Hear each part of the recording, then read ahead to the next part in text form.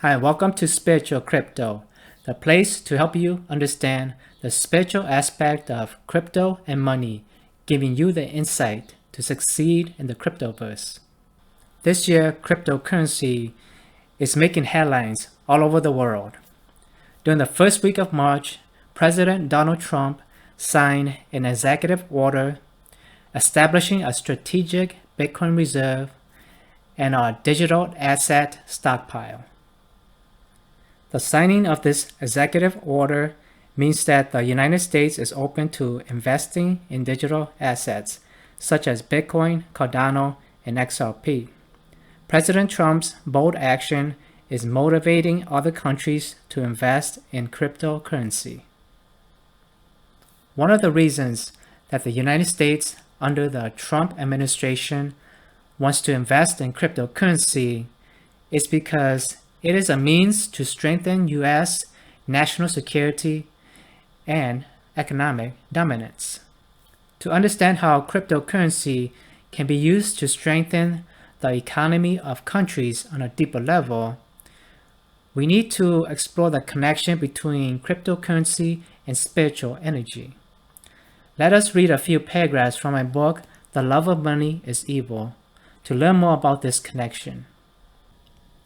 At its core, currency represents stored energy and embodies the concept of the flow of energy. This connection is evident when examining the phonetics of the word currency. When spoken out loud, currency sounds like the compound noun currency. What does a current do in a river? It flows or runs to the sea. While this may initially seem like a mere coincidence, delving deeper into the origins and meanings of these words reveals an interesting revelation. The word currency is derived from the Latin word currens, the present participle of currere, meaning to run. As for the word current, it is defined by dictionary.com as something that flows, as a stream, or a flow, as of a river. The dynamic movement of currents is what causes the fresh water of rivers to flow or run to the sea. Upon mingling with seawater, these currents merge, transforming them into the currency, or the current of the sea. Thus, we arrive at the concept of currency as current sea. Upon deeper reflection, the word currency spiritual means the flow of life force or flow of energy. To further substantiate this revelation, let us study the word bank. One of its definitions is an institution for receiving, lending, exchanging, and safeguarding money and, in some cases, issuing notes and transacting other financial business. Here is one of the legal definitions of bank.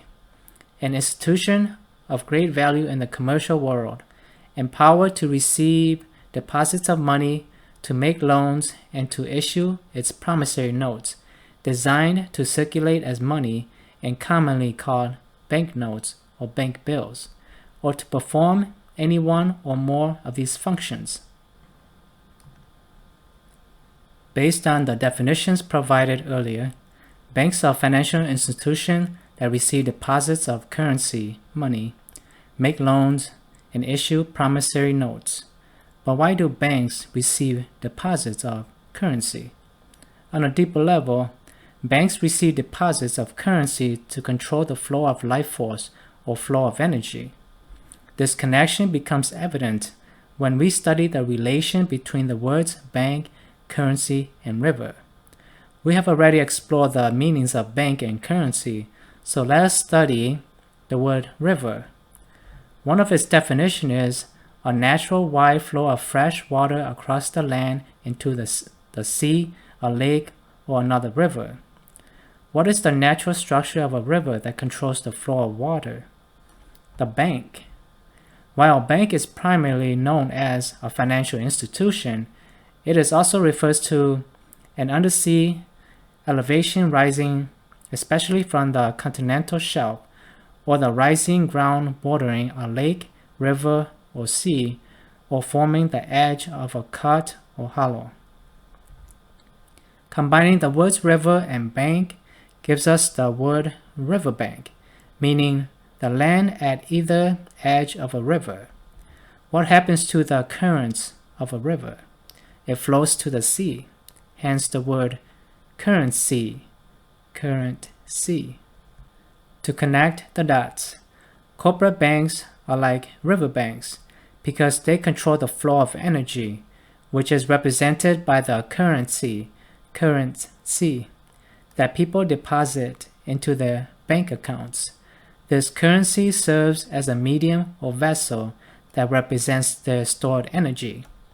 Without this energy to charge currency with power, it has no value and therefore is useless as a medium of exchange. Can you now see the connection between banks, rivers, and currency? Just as riverbanks control the flow of the energy of water, corporate banks control the flow of the energy of people. Corporate banks need to regulate the flow of people's energy to control their currency,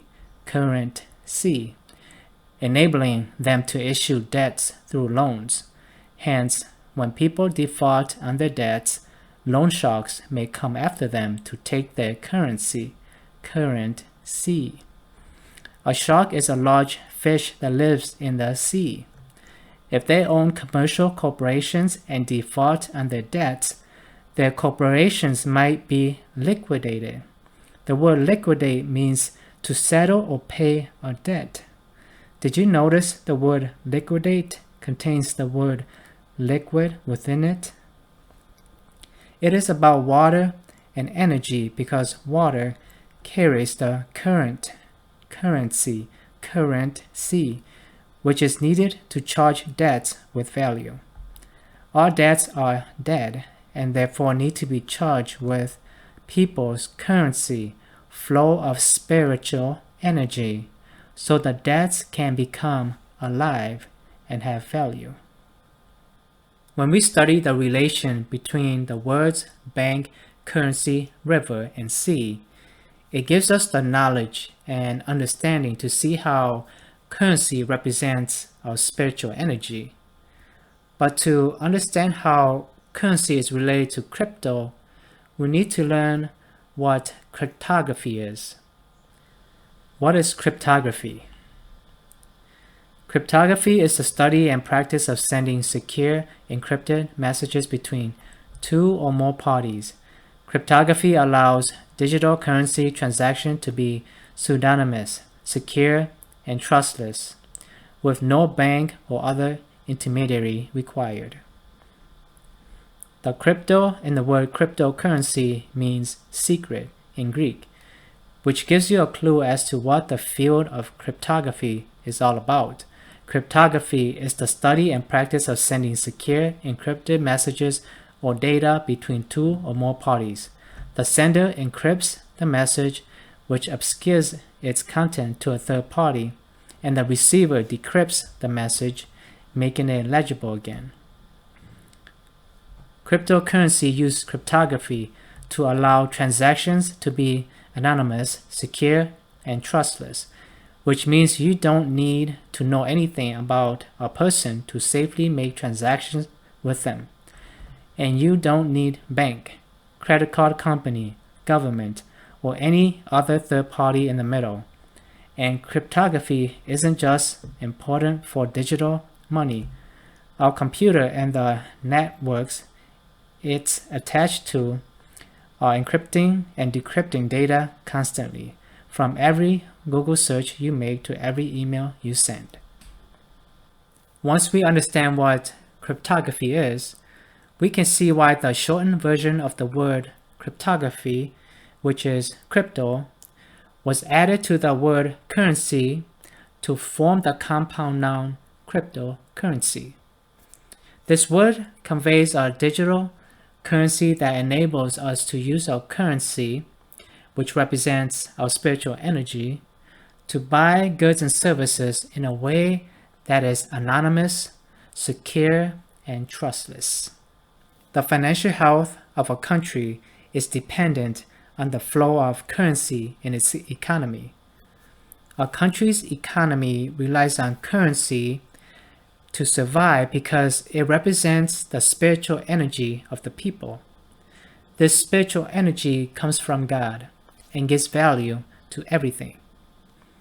The best digital currency for enabling us to harness this spiritual energy without intermediaries, such as central banks, are decentralized cryptocurrencies. Decentralized cryptocurrency gives us the power to become our own banks, enabling us to lend currency or send it to anyone in the world at a fraction of the cost of the traditional banking system. Because of this, if used wisely, cryptocurrency is currently the best medium for helping us exchange our spiritual energy for the fruits of other people's labor, spreading prosperity all over the world. Thank you for watching my video to the end. If you enjoyed this video, like this video and subscribe to my channel. Thank you again for watching, and I hope to see you in the next video.